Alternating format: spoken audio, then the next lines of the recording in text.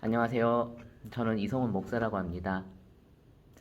여러분들 함께 오늘 예배를 나눌 수 있게 되어 진심으로 기쁩니다. 오늘 제가 여러분들과 나눌 말씀의 주제는 예수님의 말씀을 지키는 신앙이라는 주제입니다. 오늘 요절 말씀은 요한복음 14장 15절에서부터 24절 말씀인데요. 제가 오늘 말씀을 읽어보도록 하겠습니다. 요한복음 14장 15절에서부터 24절 말씀입니다. 15절 너희가 나를 사랑하면 나의 계명을 지키리라. 내가 아버지께 구하겠으니 그가 또 다른 보혜사를 너희에게 주사 영원토록 너희와 함께 있게 하리니 그는 진리의 영이라. 세상은 능히 그를 받지 못하나니 이는 그를 보지도 못하고 알지도 못함이라. 그러나 너희는 그를 아나니 그는 너희와 함께 거하시며 또 너희 속에 계시겠음이라. 내가 너희를 고아와 같이 버려두지 아니하고 너희에게로 오리라. 조금 있으면 세상은 다시 나를 보지 못할 것이로되 너희는 나를 보리니 이는 내가 살아있고 너희도 살아있겠음이라. 그날에는 내가 아버지 안에 너희가 내 안에 내가 너희 안에 있는 것을 너희가 알리라. 나의 계명을 지키는 자라야 나를 사랑하는 자니 나를 사랑하는 자는 내 아버지께 사랑을 받을 것이요 나도 그를 사랑하여 그에게 나를 나타내리라.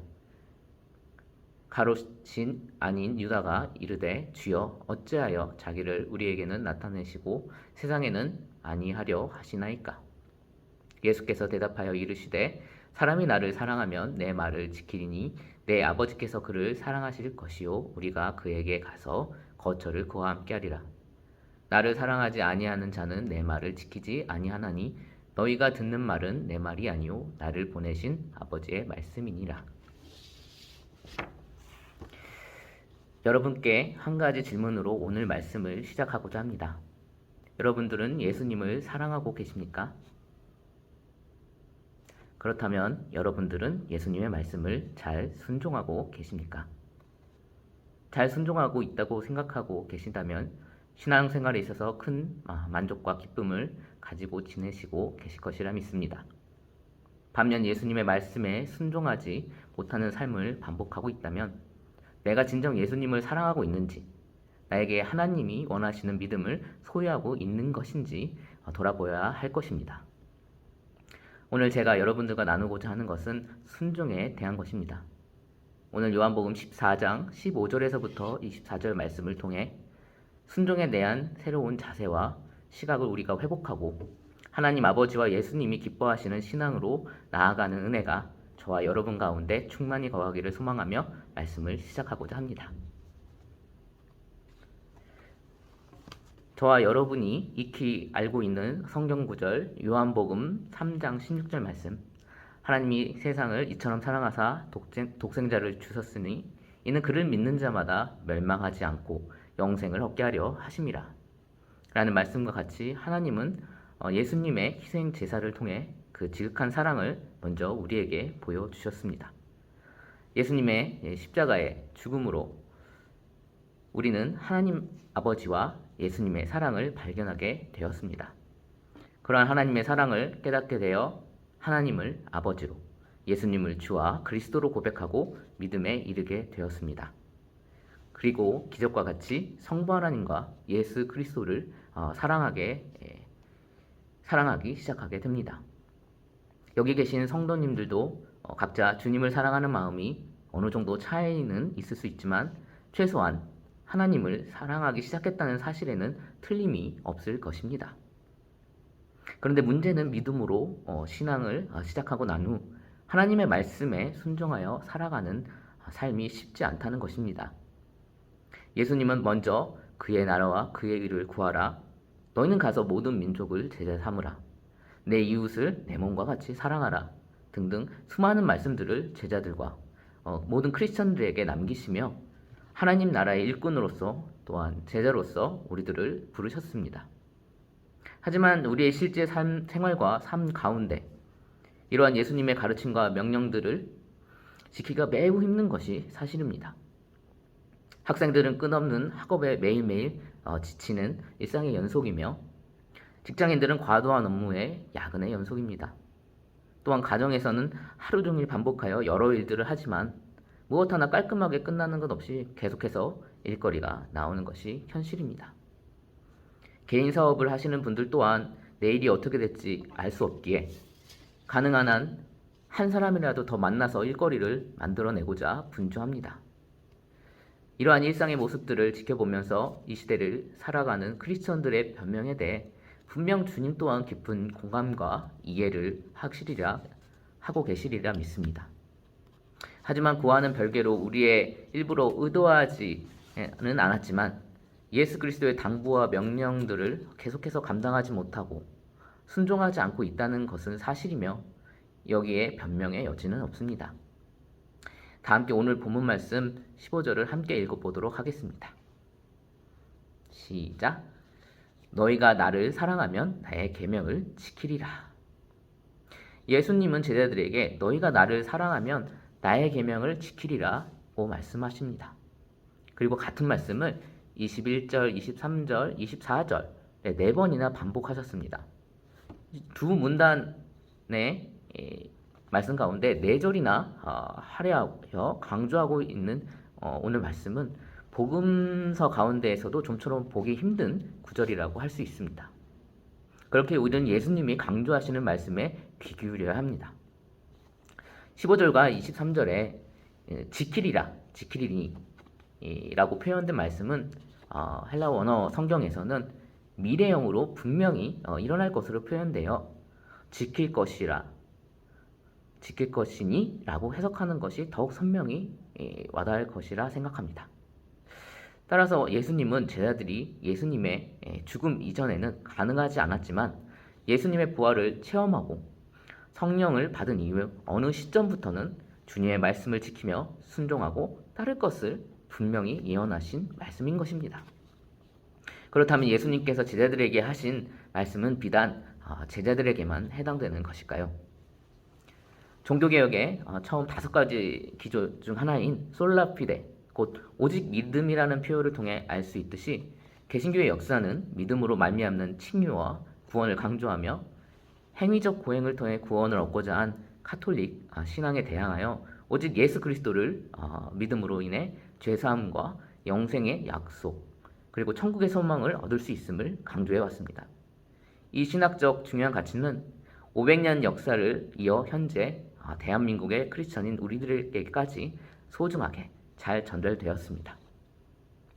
하지만 감리교의 창시자로 일컬어지는 존 웨슬레가 오직 믿음을 강조하는 것은 율법 폐기론자들을 양성한다고 비판한 것처럼 올바른 구원관과 실제적인 구원의 삶을 누리지 못하던 신자들의 불순종으로 인해 여러 시대 많은 사람들에 의해 개혁주의 사상은 정죄와 비난을 받았습니다.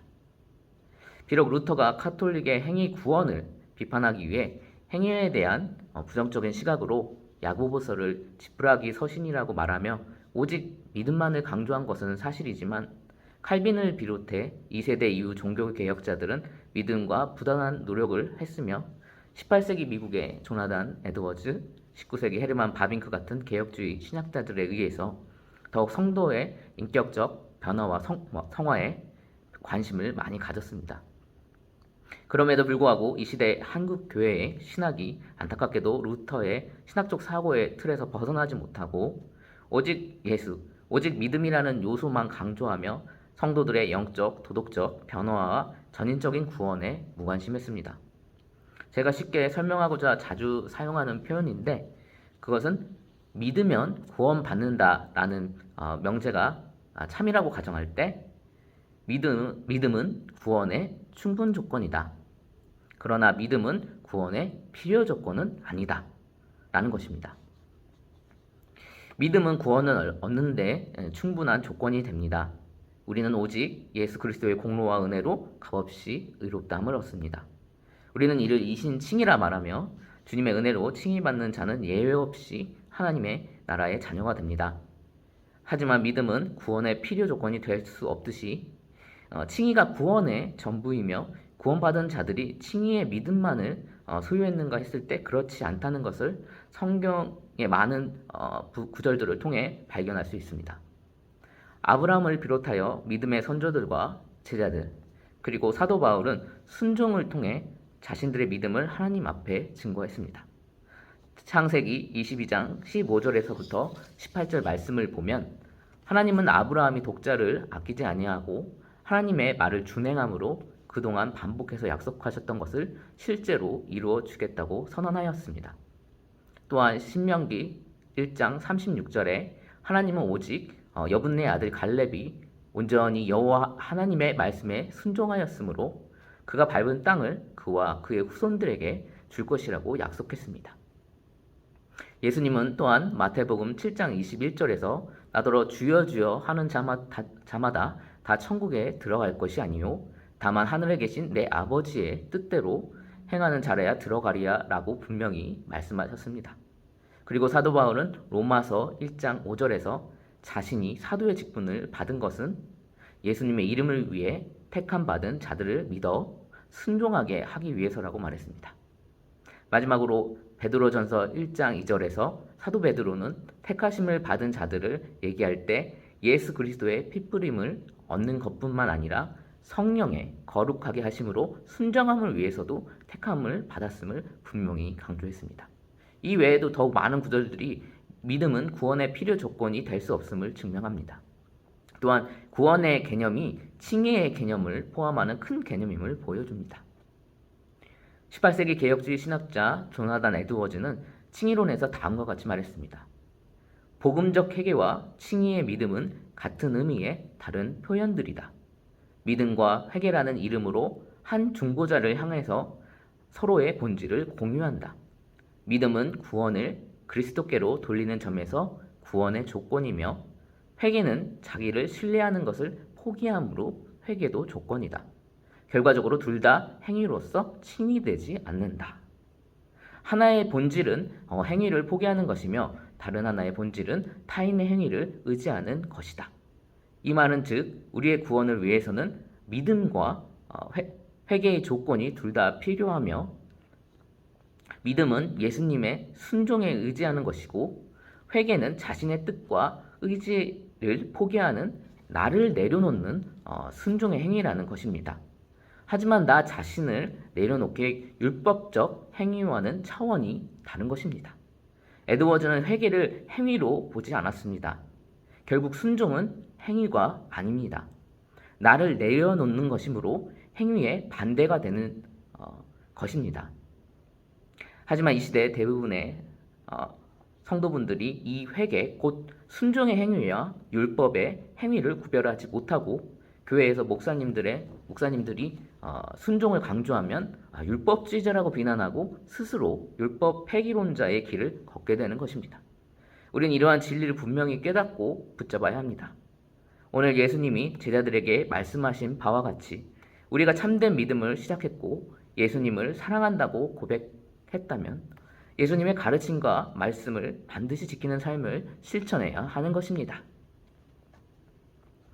그렇다면 우리는 어떻게 해야 주님의 말씀을 지키며 순종할 수 있을까요? 지금까지 너무나도 신앙생활을 하는 가운데 사랑하는 주님의 말씀을 지키고자 했지만 실패하고 좌절하고 때가 많았을 것입니다. 저 또한 오랜 기간 동안 동일한 어려움으로 고통받고 힘들 때가 많았습니다. 주님의 사랑하는 마음이 커질수록 주의 자녀로서 우리는 아버지의 기쁨이 되길 원하는 마음과 하나님 나라의 백성으로서 마땅히 지켜야 할 의무를 감당하고자 노력하기 시작합니다. 하지만 우리의 무죄와 육신의 매인 한계로 인해 반복하여 예수님을 주와 구주로 고백하면서도 반복하여 죄를 범하고 좌절하고 주 앞에 부끄러움을 느끼는 삶을 살아갑니다. 저는 20살 대학에 입학하고 나서부터 신앙생활을 시작했으니 벌써 22년째 믿음의 삶을 살아왔습니다. 20년이 넘는 신앙생활을 살아오면서 사실 셀 수 없을 만큼 주의 말씀에 불순종하였고 주의 뜻을 잘 이해하지 못하고 실수하고 어려운 길을 많이 걸어왔습니다. 제가 기억하는 것들만 열거해도 몇 시간 동안 말씀드릴 수 있을 정도로 주 앞에 참으로 부끄러운 삶을 살아왔다고 할 수 있습니다. 20대 때는 하나님의 말씀에 무지하고 지혜와 지식이 부족하여 무엇이 옳고 그르는지 판단하지 못할 때가 많았습니다. 술 취하고 방탕한 삶을 살아왔고 자신의 뜻과 생각대로 하고 싶은 일들만 하고 살았습니다. 구원과 삶이 인격적으로 밀접한 관계가 있다는 것을 전혀 알지 못했기 때문입니다. 30대에는 신학을 시작하고 말씀을 알게 되었지만 더욱 힘들었던 것은 저 스스로 말씀을 지킬 능력이 없다는 것이었습니다. 부단히 말씀을 지키고 말씀 앞에 순종하고자 스스로를 절제하고 노력했지만 예수님의 구원의 능력과 해방의 자유를 충분히 누리지 못했습니다. 그것은 바로 제가 성령님의 임재를 알았지만 그분의 능력과 인도하심을 배우지 못했기 때문입니다. 16절 본문 말씀과 같이 제자들을 떠나기 전에 예수님은 사랑하는 제자들에게 성령의 임재를 약속하셨습니다. 예수님은 성령님께서 또 다른 보혜사로서 영원히 우리와 함께 해주실 것이라 말씀하셨습니다. 여기서 보혜사는 원어로 파라클레토스라는 단어인데 이는 중재자, 위로자, 헬퍼의 의미를 가지고 있습니다. 성령님은 예수님을 대신하는 중재자, 위로자, 헬퍼인 것입니다. 예수님은 세상은 성령님을 볼 수도 없고 알지도 못하기 때문에 그분을 받아들일 수 없다고 했습니다. 그러나 제자들은 성령님을 알 수 있는데 그 이유는 성령께서 제자들 곁에 머무르시고 또한 제자들 안에 내주해 주실 것이기 때문이었습니다. 따라서 우리들 또한 성령님을 알 수 있습니다. 우리 또한 복음을 통해 예수 그리스도를 주로 영접하고 성령님께서 내주해 주시기 때문입니다. 성령님은 우리를 하나님의 능력으로 충만케 해주시고 세례를 베풀어 주시는 분입니다. 또한 지혜의 교사로서 우리의 입술을 주관하시고 하나님의 뜻을 가르쳐 주시는 중재자이기도 합니다.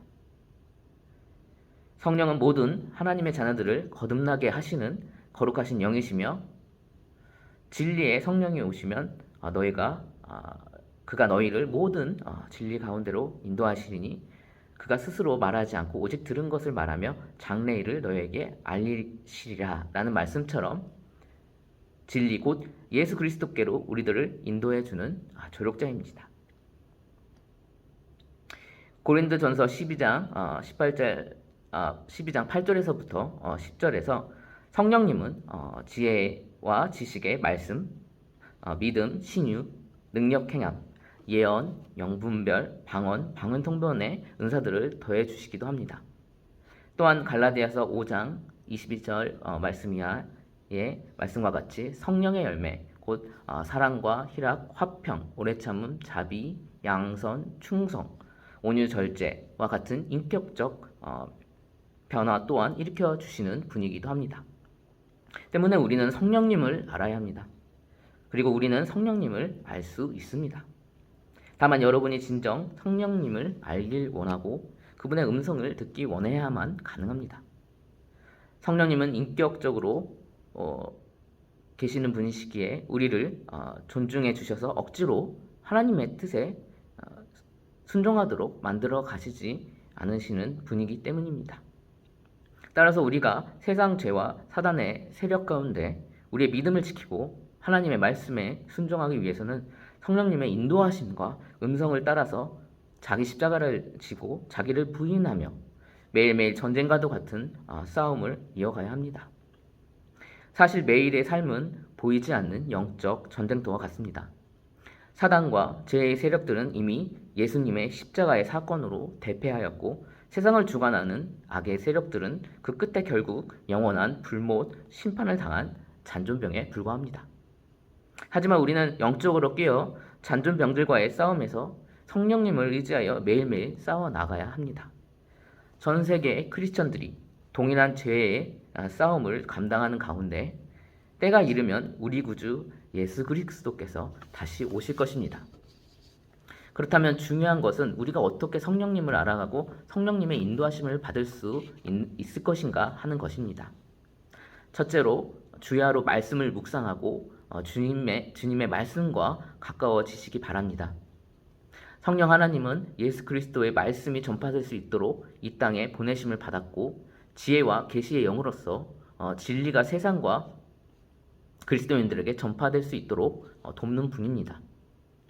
때문에 하나님의 말씀과 가까이 하고 진리의 복음을 깨닫고자 노력할 때 성령님은 우리와 함께 하셔서 여러분들의 마음과 생각을 주관하시고 진리의 길로 인도해 주실 것입니다. 제 개인적인 경험으로는 저는 원래 숭실대 경제학과를 재학 중에는 그렇게 똑똑한 편은 아니었습니다. 졸업평점 3.0을 겨우 넘겼을 정도입니다.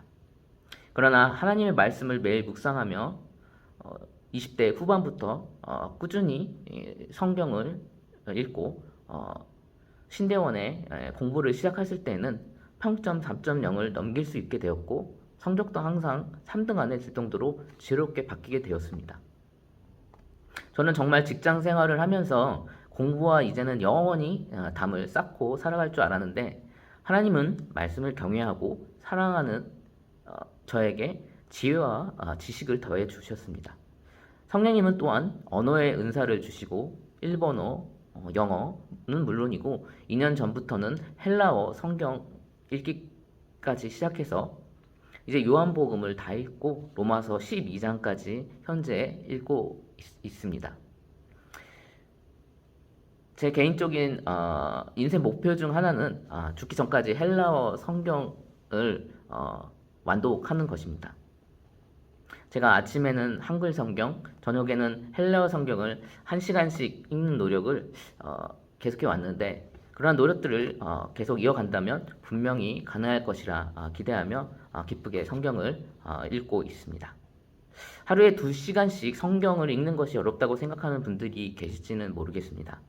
하지만 저는 선교사로서 사역을 한국에서 감당하지 못하는 상황에 있어서도 작년에는 배달의 민족 알바를 한 5개월, 그리고 일본어 통역 일을 4개월, 현재는 기자 일을 3개월째 감당하며 여러분들과 동일하게 매일 바쁘게 세상 일을 감당해 오고 있습니다. 예전에 제가 직장에 다니던 시절에도 하나님의 은혜로 출퇴근에 포켓용 그 작은 성경을 이 정장 안에 끼워두고 다니면서 출퇴근하는 1시간 정도씩 매일 꾸준히 성경을 보아온 경험도 있기 때문에 바쁜 직장 생활을 하신 분들에게서는 도전이 되지 않을까 생각이 듭니다. 또한 학생들은 더욱 자기 자신 시간을 만들고자 한다면 충분히 하루에 1~2시간은 만들 수 있는 여유가 있을 것입니다. 진실로 하나님의 말씀을 사랑하고 매일 성경을 본다면 반드시 성령님께서 충만히 지혜와 지식을 여러분들이 쌓아갈 수 있도록 도와주실 것입니다. 둘째로 주야로 기도하는 것입니다. 사실은 제가 이 문제에 대해서는 얘기하거나 강조하지 않아도 충분히 모두들 그 중요성을 인지하고 계시리라 생각이 듭니다. 아무리 말씀으로 하나님의 뜻과 생각을 깨닫고 진리의 길이 어디 있는지 분별할지라도 하나님께 기도하지 않으면 우리는 그 누구도 성령님의 능력을 덧입을 수 없습니다. 목사로서 점차 머리가 커져갈수록 주의해야 하는 것 또한 바로 기도를 통한 영적 능력을 덧입는 것인데 많은 목사님들조차 그 이 중요성에 대해 심각하고 진지하게 생각하지 못하는 것 같아서 안타까울 때가 많습니다. 기도는 우리의 영적 생명줄과도 같아서 성령님의 능력과 인도하심을 실제적으로 체험할 수 있는 중요한 도구입니다. 따라서 짧게라도 아침에 일어나서 그리고 밤에 잠들기 전에 기도의 습관이 들도록 빠지지 않고 기도하길 권면드립니다. 되도록 기도에 깊은 샘에 빠져들 수 있도록 10분에서 30분 정도는 꾸준히 감당하시길 바랍니다. 기도가 얕으면 성령 하나님의 음성을 듣고 인지하기가 불가능합니다. 성령님은 확실한 음성으로 자신을 깨닫게 하기보다 잠잠한 가운데 여러 세상 잡념이 빠지고 자신의 생각을 비울 때 비로소 그분의 음성을 들을 수 있습니다. 그러므로 진정 성령님과 대화하며 그분의 음성 듣기를 원하신다면 하루에 적어도 30분 이상은 기도하겠다는 굳은 신념을 세우시길 권해드립니다. 그리고 가능하면 방언을 통해 하나님과 깊은 교제에 들어가는 것 또한 성령의 능력을 체험하는 방법인데 처음에는 방언이 제가 하나님께 알 수 없는 그 하늘의 언어로 기도하는 것으로만 이해했지만 방언 통변의 은사를 통해서 새롭게 발견한 것은 하나님께서 성령님의 인도하신 가운데 저희의 입술을 주장하시며 아버지의 뜻과 마음을 저희 입술로 통해서 전달해 주신다는 것입니다. 그러한 은혜를 통해 저 스스로가 방언기도 가운데 많은 위로와 격려와 힘을 얻게 되었고, 결과적으로 더 오랜 시간 동안 주님께 기도하며 하나님께 나아가는 선순환적인 계기가 되기도 했습니다. 셋째로 의심하지 않고 성령님의 내주하심을 믿는 것입니다. 성령님은 영이시고 보이지 아니하시고 우리 안에 잠잠히 내주해 주시기 때문에 영적으로 성숙하지 못한 상태에서는 체험적으로 믿기 어렵습니다. 처음에는 내가 지금 제정신인지 아닌지 의심에 빠질 수도 있습니다. 저도 성령님의 음성을 처음에는 착각한 것으로, 환청이 들리는 것으로 잘못 생각한 적도 있습니다. 처음 방언을 했을 때도 스스로 무슨 말인지 알아들을 수가 없어서 두려운 마음이 들기도 했고, 제가 다니던 교회도 개혁 측 교단이라 아무도 주변에 방언하시는 분들이 안 계셔서 눈치를 보며 몇 년간 하나님이 저에게 주신 은사를 마음 한켠에 두고 말았었습니다. 때문에 제 안에 하나님의 능력이 있었음에도 불구하고 그것을 활용하지 못하고 오랜 기간 동안 능력 없이 사역을 감당했었습니다. 제가 무슨 용기와 깡으로 그렇게 했었는지 지금도 참 이해가 되지 않는데, 성령님께서 다가오시고 도와주시려고 하는데 제가 거절했으니 결과적으로 사역이 제대로 이루어지지 않았던 것입니다. 또한 잘못된 선택을 많이 하게 되었습니다. 30대를 넘어서면 인생에 있어서 중요한 고비와 선택의 기로들이 생겨나게 됩니다. 아직 20대 이하의 분들이 계시다면 이해하기 어려울 수도 있는데, 중요한 것은 인생의 중대한 고비에 한번 잘못된 선택을 하면 수년간 고통스러운 시간을 겪게 된다는 것입니다. 성령님의 음성과 인도하심을 듣지 못할 때 결국 주변 사람들의 생각과 뜻에 의해 인생의 방향을 결정하게 되고, 그 가운데 잘못된 선택은 여러분들의 인생을 심각하게 힘들게 할 것입니다. 저 또한 그러한 경험을 통해 이제는 실패한 시간과 여유도 없기 때문에 절박한 마음으로 주님께 기도하게 되고, 어떻게든 성령님의 인도하신 가운데 인생의 방향을 결정하고자 굳은 마음을 가지게 되었습니다. 이러한 경험 속에서 성령님의 내주하심에 대해 더 이상 의심하거나 성령님의 인도하심을 따르지 않고 섣부른 선택을 하지 않는 지혜가 이제 생겨나게 되었습니다. 그러므로 저와 같은 인생의 낭비와 잘못된 선택의 길을 걷기 원하시지 않으신다면 여러분 안에 함께 하시며 함께 인생의 동반자가 되기 원하시는 성령님을 믿고 따르고자 결단하길 바랍니다. 지금까지 우리는 신앙생활 가운데 주님의 계명과 말씀을 반드시 지켜야 한다는 것과, 그러한 삶을 가능하게 하도록 하신 예수님은 성령님을 모든 신자들 가운데 보내주셨다는 것을 배웠습니다. 이제 우리는 예수님께서 자신의 계명을 지키는 자들에게 주실 상급과 은혜가 무엇인가를 나누면서 순종의 삶이 얼마나 족된 것인가를 살펴보고자 합니다. 함께 18절 말씀을 읽어보도록 하겠습니다. 18절 말씀. 내가 너희를 고와 같이 버려두지 아니하고 너희에게로 오리라. 18절 말씀을 보시면 예수님은 십자가의 죽음 이후 유대인들을 비롯한 세상 사람들은 더 이상 자신을 볼 수 없지만 예수님을 믿고 따르던 제자들에게 어느 시점에 다시 나타나실 것을 약속하십니다.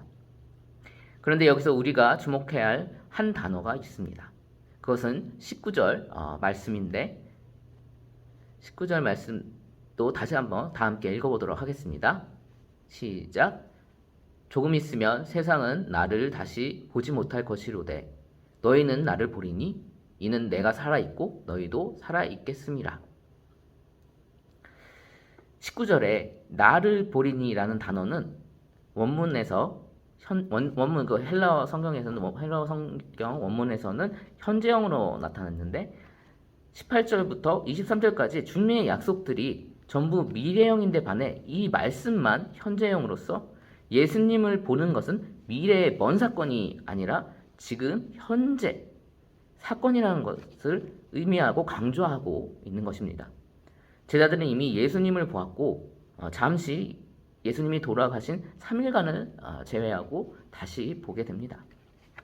이것은 바로 크리스천의 축복이며 가장 큰 은혜일 것입니다. 예수님은 그와 같이 지금도 우리에게 그 자신을 보이십니다.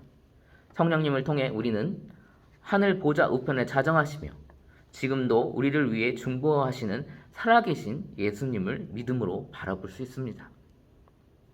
하나님은 아브라함과 이삭과 야곱의 살아계신 하나님입니다. 19절에 내가 살아있다 라고 하시는 예수님의 말씀에는 구약의 살아계신 하나님과 동등하신 분이심을 드러내고자 하는 의도가 내포되어 있습니다. 우리는 구약의 능력의 하나님과 동등한 예수님을 주와 그리스도로 모시고 있습니다. 따라서 20절 말씀과 같이 예수님은 마지막 때 그날에 반드시 우리를 다시 찾아오실 것이며 지금까지 감춰져 있던 사실인 하나님과 예수님과 모든 신자들과의 관계가 밝히 드러나게 될 것입니다. 또한 예수님은 21절에서 자신의 계명을 지키는 자를 하나님 아버지께서 사랑해 주시고 자신도 그에게 나타나시고 보여주실 것이라고 약속하셨습니다. 예수님을 믿고 신앙생활을 아무리 오래 해도 주님의 계명을 지키지 않는 한 여러분들 중 그 누구도 예수님을 볼 수 없습니다. 우리의 믿음은 바로 우리의 구원자이신 예수님께 집중되어 있는데 그 살아계신 예수님을 죽을 때까지 평생 못 볼 수도 있다는 것입니다. 불순종은 육체적으로 편하고 자기 뜻대로 살아가기에 자유롭게 느껴질 수 있습니다. 그러나 그 대가는 하나님의 사랑도 충분히 받지 못할 뿐더러 예수님을 인격적으로 만나지 못하는 귀의 비용을 지불해야만 하는 것입니다. 저는 경제학과를 나왔기 때문에 공짜 점심이 없다는 말을 참 잘 이해합니다. 어떤 일에도 대가가 있습니다. 여러분은 어떻게 생각하십니까? 사랑하고 계신 예수님을 만나고자 순종이라는 선택을 하시겠습니까? 아니면 지금 현재의 삶에 만족하며 살아가고자 하시겠습니까? 부디 지혜롭고 현명한 선택을 할 수 있기를 간절히 바랍니다. 마지막으로 23절을 함께 보시겠습니다. 여기서도 21절과 동일하게 주님의 계명을 지키는 자를 성부 하나님께서 사랑해 주실 뿐만 아니라 우리가 라고 말씀하신 것처럼 성부, 성자, 성령 하나님께서 함께 우리 안에 거하여 주신다고 약속합니다. 하나님의 말씀에 순종하면 성령 하나님뿐 아니라 삼위일체 하나님께서 연합적으로 함께 해주실 것입니다.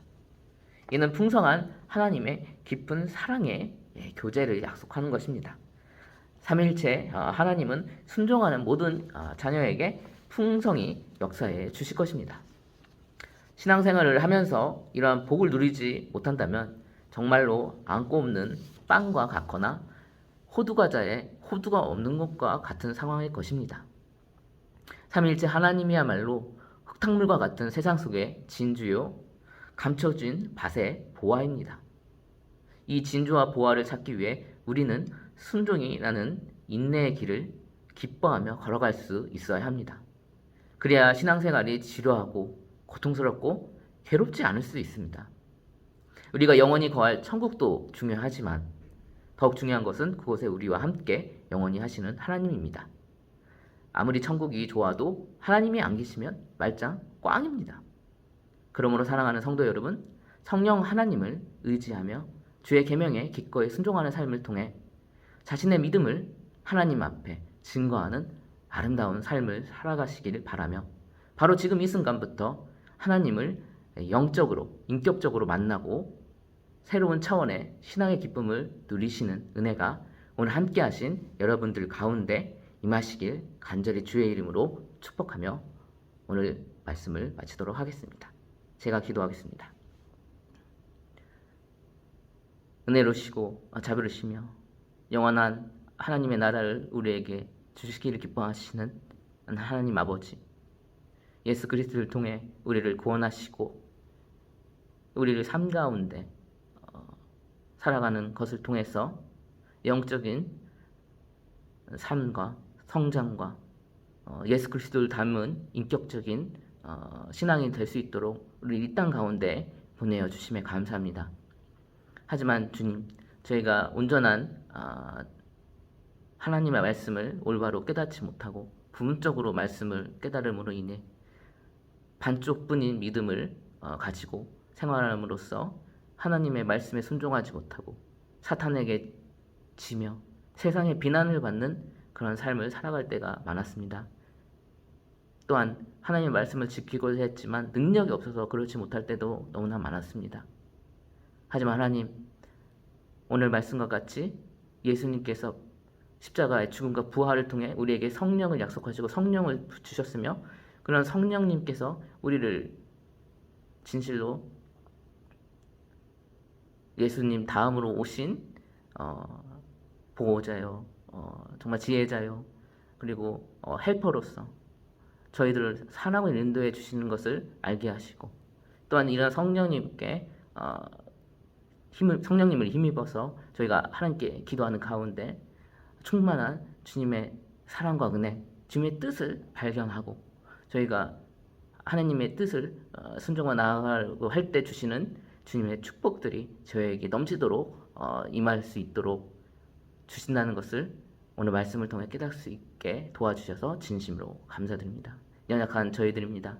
그 말씀 교회 모든 성도님들이 하나님의 말씀에 순종함으로 더욱더 하나님 기뻐하시고 또 하나님이 계획하시는 그 삶으로 들어가서 자신들이 원하는 적당한 수준의 만족되는 삶이 아닌 하나님의 베스트로 주시고자 하는 삶을 얻어갈 수 있도록 주여 축복하여 주시옵소서. 오늘 이 시간 함께하며 주신 주님의 은혜 감사드리며 이 모든 기도 거룩하신 우리 구주 예수 그리스도의 이름으로 기도하옵나이다. 아멘.